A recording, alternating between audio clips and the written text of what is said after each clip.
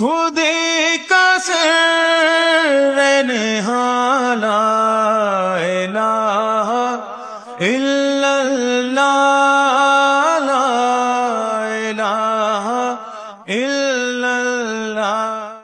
اعوذ باللہ من الشیطان الرجیم، بسم اللہ الرحمن الرحیم۔ اس فصل میں علامہ یہ فرمانا چاہتے ہیں کہ ارکان اساسی ملیہ اسلامیہ یعنی امت اسلامی کی تشکیل کے بنیادی ارکان، اگر دوران نبوت میں عصر نبوت میں امت تشکیل دی جائے تو بھی یہی ارکان ہیں، اور امت پیروئے نبی بھی اگر کسی وقت توفیق پیدا کرے اور اس کے اندر یہ جذبہ پیدا ہو کہ ہم نے امت تشکیل دینی ہے تو بھی امت کی تشکیل کے یہی ارکان ہیں۔ اس میں پہلا رکن توحید ہے، اساسی رکن تشکیل امت کا۔ یہاں سے اب آپ موازنہ بھی کریں گے کہ وہ توحید جو کتب اعتقادات میں ہے یا کتب تفاسیر میں ہے اور وہ توحید جو علامہ کے نزدیک ہے، اس میں فرق کتنا ہے۔ اردو شعر میں علامہ کا فرمانا ہے کہ زندہ قوت تھی زمانے میں یہی توحید کبھی۔ توحید کسی زمانے میں ایک قوت کا نام تھا، آج فقط ایک مسئلہ علم کلام، اور علم کلام کی توحید انسان کو موحد نہیں بنا سکتی، یہ علامہ کا دعویٰ ہے، اور عملی تجربہ بھی یہی ہے۔ توحید کا عالم بنا دیتی ہے یہ کلامی توحید، لیکن ایک انسان موحد اپنی زندگی میں یہ توحید نہیں بنا سکتی۔ اب علامہ جب اس کو توحید کو رکن تشکیل امت قرار دیتے ہیں کہ تشکیل امت کا پہلا رکن توحید ہے، تو ہمیں پہلے خود توحید کو اس زاویے سے دیکھنا ہوگا اور اس پہلو سے دیکھنا ہوگا، وہ نگاہ توحید کی جانب رکھنی ہوگی جس سے امت تشکیل دی جا سکے۔ چونکہ جو توحید ہم پڑھتے ہیں علمی کتابوں میں اور کلامی کتابوں میں، اس سے تو صرف جھگڑا کیا جا سکتا ہے، اس سے تکفیر کی جا سکتی ہے۔ آپ اس کلامی توحید کا نتیجہ آج دیکھیں کیا نکلا ہے۔ یعنی علامہ جو فرما رہے ہیں، اور یہ علامہ کے بعض شعروں میں بھی ہے کہ اگر توحید کی روح انسان کے اندر نہ ہو تو چہ بسا یہ لا الہ بھی کفر ہو جاتا ہے، اور آج اس کا نتیجہ عملی طور پر آپ سامنے لا رہے ہیں کہ لوگوں نے بعض مسالک کو توحید کا درس دیا گیا ہے، اس توحید کے درس کے بعد ہر مسلمان ان کو کافر نظر آتا ہے اور اس کی تکفیر کر کے واجب القتل قرار دے رہے ہیں۔ علامہ جس توحید کی بات کرتے ہیں، یہ توحید وہ ہے جس سے عملی طور پر انسانوں کو ایک امت کی شکل دی جا سکتی ہے۔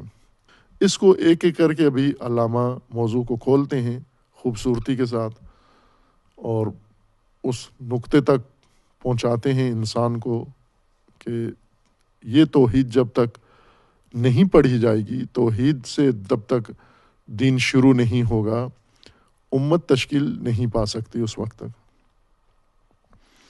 رکن اول توحید ہے۔ در جہانی کیف و کم گردید عقل، پی بمنزل برد از توحید عقل۔ علامہ کی مراد یہ ہے کہ اس عالم مادی میں، اس عالم جسمانی میں عقل نے انسان کے لیے بہت غور و فکر کیا ہے۔ فزکس کا کام انسان کے لیے غور و فکر کرنا نہیں ہے، اجسام میں غور و فکر کرنا ہے۔ یعنی مختلف فلاسفہ نے اس جہان میں غور و فکر کی ہے انسان کے لیے۔ انسان کیا ہے، انسان کی حقیقت کیا ہے، انسان کی بنیاد کیا ہے۔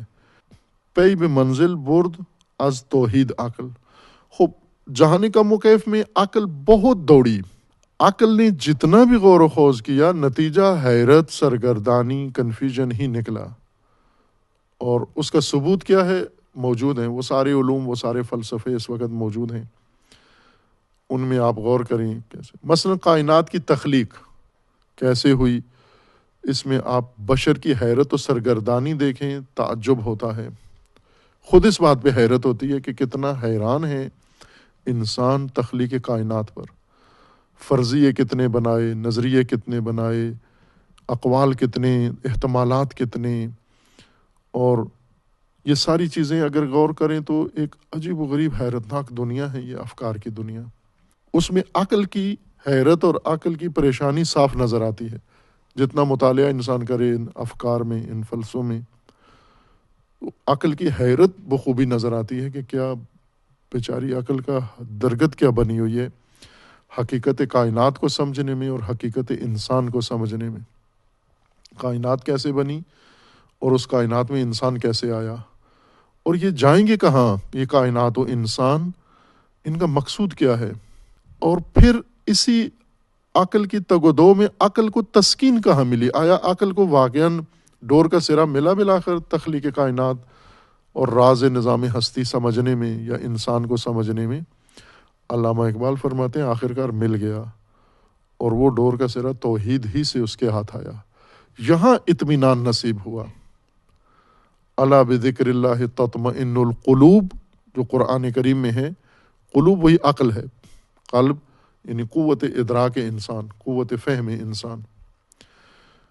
یہ مضطرب ہے، اس کو سکون. اب آپ جن لوگوں نے یہ فلسفے گھڑے ہیں، آپ ان کی قلبی اور ذہنی حالت دیکھیں کہ کیا مطمئن ہے اپنی بات سے ہی؟ نہ، مطمئن نہیں ہے. جب تک بات توحید پہ نہیں پہنچتی سکون و اطمینان حاصل نہیں ہوتا. الا بذکر اللہ تطمئن القلوب. اس کا معنی عام لوگ یہ کرتے ہیں کہ مسجد میں بیٹھ کر جب تک اللہ اللہ نہ کرو دل کو سکون نہیں ملتا. نہ، اس کا مطلب یہ ہے کہ نظام ہستی، راز ہستی کے بارے میں عقل کی تشویش، قلب کی جستجو، کبھی بھی اطمینان اس کو نصیب نہیں ہوتا جب تک یہ سرا سارا منتہی نہ ہو مبدأ جہان ہستی پر، یعنی ذات خدا پر اور اللہ تعالیٰ پر جب تک ختم نہ ہو. عقل توحید کے ذریعے منزل تک پہنچی. اگر توحید تک نہ پہنچتی ورنہ ان بیچارے را منزل کجاست، ورنہ عقل کی منزل کہاں تھی. اس بیچارے مسکین عقل کو ایک ترحم آمیز لفظ بیچارہ استعمال کر رہے ہیں، جس کے پاس کوئی چارہ نہیں ہے، حقیقت تک پہنچنے کا کوئی ذریعہ نہیں ہے. اگر توحید کا اس کو سہارا نہ ملتا اور توحید تک نہ پہنچتی اور روشنی توحید کی نہ عقل کو ملتی، خود عقل قیامت تک تمام بشر کی عقل ساری حیران و سرگردان ہی رہتی. اور یہی اول فول جو مختلف افکار میں ہیں وہی کچھ ہوتا سب کچھ جو بیان کر رہے ہیں. ورنہ ان بیچارے را منزل کو جاس، اس عقل مسکین بیچارے کو منزل کہاں ملتی اس کی. کشتی ادراک را ساحل کو جاست.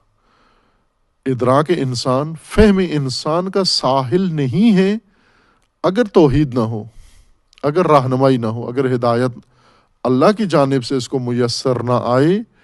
یہ ادراک بشر ایک بے ساحل سمندر میں غوطہ خور ہے اور صرف غرق ہے، ڈوب رہا ہے، ڈبکیاں لے رہا ہے انسان. اور عقل بشری اس کو ساحل کبھی نصیب نہیں ہوگا اگر توحید نہ ہوتی. اور ایسا ہی ہے، ہم بے ساحل تفکر دیکھیں اور یہ دنیا کے سارے افکار، دنیا کے فلسفے مختلف، یہ سب اس بات کی گواہی ہیں جو علامہ بیان فرما رہے ہیں. علامہ وہ شخص ہیں جنہوں نے یہ سارے فلسفے مشاہدہ کیے ہیں، پڑھے ہیں. اکثر بیشتر جو کچھ ہستی شناسی کے بارے میں ہے، جو عقل کی تگ و دو ہے، جو کچھ مختلف شرق و غرب نے کہا ہے، وہ سب اس بزرگوار نے مشاہدہ کیا ہے اور عقل کی حیرت کو دیکھا ہے. یعنی ہر کتاب گواہ ہے عقل انسانی کی بیچارگی کے اوپر. کتنی بیچارہ ہے یہ عقل، کدھر ٹامک ٹوئیاں مار رہی ہے، کدھر یہ سر کھپا رہی ہے اور اس کو کسی چیز کا جواب نہیں مل رہا. اہل حق را رمز توحید از براست. اہل حق جن کو حق کا سرا مل گیا ہے، جنہیں حقیقت، اہل حقیقت جو ہیں، جو حقیقت کے درپے ہیں اور جنہیں حقیقت کا سرا مل گیا ہے، در آت الرحمن عبدن مزمراست.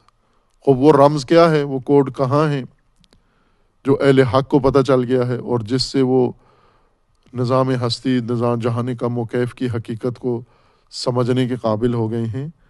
وہ قرآن کے اس جملے میں ہے. وہ کوڈ یہ ہے کہ ان کل من فی السماوات والارض الا آتی الرحمن عبدا، سورہ مریم آیات 93 میں ہے۔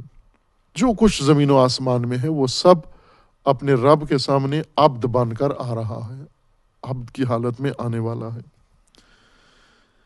علامہ فرماتے کہ یہ رمز اہل حق کو معلوم ہے کہ سب جہان، سب نظام ہستی عبد ہے اس مالک کے سامنے۔ عباد الرحمن سے تشکیل یافتہ امت اسلامیہ ہے، ورنہ وہ جو مقام عبدیت پہ پہنچے ہی نہیں ہیں، ابھی عباد الرحمن نہیں ہیں، عباد الدنیا ہیں، عبید الدنیا ہیں، عبید النفس ہیں، عبد الہوا ہیں، عبد الشیطان ہیں، عبد الطاغوت ہیں، یا سرے سے سرگردان ہیں، حیران ہیں، وہ تو ابھی عباد الرحمن کے اس زمرے میں آئی نہیں ہے۔ ان سے جو تشکیل دیں گے وہ تو ریوڑ ہوگا جو چراگاہ میں اکٹھا ہو گیا ہے۔ یہ تو ان سے نہیں امت تشکیل پاتی۔ امت تشکیل دینے کے لیے عباد الرحمن ہونا ضروری ہے۔ انشاءاللہ باقی مطلب کی توضیح بعد میں بیان ہوگی۔ وصلی اللہ علی محمد وآلہ الطاہرین۔